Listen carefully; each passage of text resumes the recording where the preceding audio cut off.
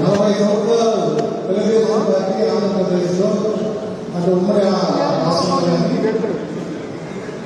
ఒక ఉద్యోగంగా ఒక ఇంటింటికి తెలుగుదేశం పార్టీ అనేది ఒక నాలుగుగా ఉండడం. కొన్ని నేషనల్ పార్టీస్ కూడా ఈ హోదా లేదు.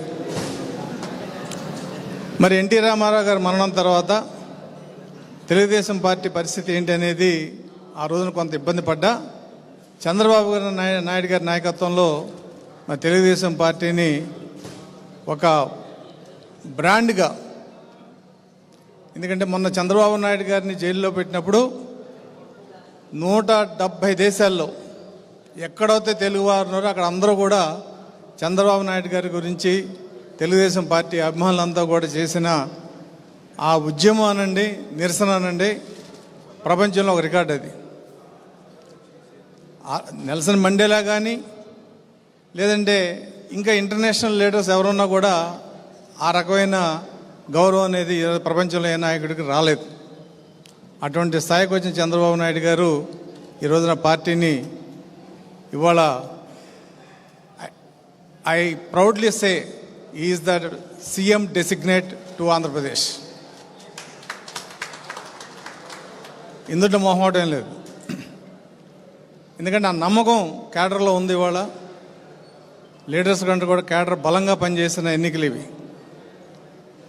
ఖచ్చితంగా తెలుగుదేశం గెలిపించాలని ఒక బలమైన నినాదంతో మరి ఎన్నికలు జరిగినాయి. రేపు 4వ తారీఖు బహుశా ఈ సమయానికి ఈ తెరలన్నీ కూడా పోతాయి.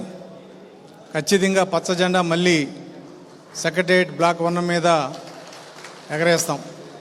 అయితే చంద్రబాబు నాయుడు గారు తెలుగుదేశం పార్టీని, రాష్ట్రాన్ని అభివృద్ధి చేయటం ఒక పక్కన, అసలు తెలుగుకి వెలుగు తెచ్చింది ఎన్టీఆర్. మనందరం మద్రాసి వాళ్ళు అనేవాళ్ళు. 1970, 80 ఆ ప్రాంతంలో ఆటో ఎక్కితే ఎవరికి హిందీ రాదు, తెలుగు రాదు, అంతా హిందీ అక్కడ. అటువంటిది ఎప్పుడైతే 83లో ఈ ప్రపంచం వచ్చిందో, హైదరాబాద్లో జరిగిన మార్పులన్నీ మీకు తెలుసు. ఢిల్లీలో there are people as Telugu people, they can fight against Delhi అని కూడా ఆ రోజు ఇందిరాగాంధీకి తెలిసి వచ్చిన పరిస్థితి తీసుకొచ్చిన వ్యక్తి ఎన్టీఆర్. అలాగే మీది ఏయిజం అంటే హ్యూమనిజం అన్న వ్యక్తి. రిఫార్మ్స్, ఆడవారికి ఆస్తి హక్కు, 2 రూపాయల బియ్యం, పేదవాడికి ఇల్లు, గుడ్డ, ఇలా వెల్ఫేర్ స్కీమ్స్ అనేది ప్రప్రదంగా ఆంధ్ర రాష్ట్రంలో ఎన్టీఆర్ బ్రాండ్తోనే ఇవాళ వరకు కూడా ఇంకా కొన్ని సాగుతున్నాయనేది మీ అందరికీ తెలుసు. ఏదైనప్పుడు కూడా ఆ మహానుభావుడు వేసిన చెట్టు అంతై ఇంతై 40 సంవత్సరాలు పూర్తి చేసుకుని మళ్ళీ అధికారంలోకి రాకపోతుంది.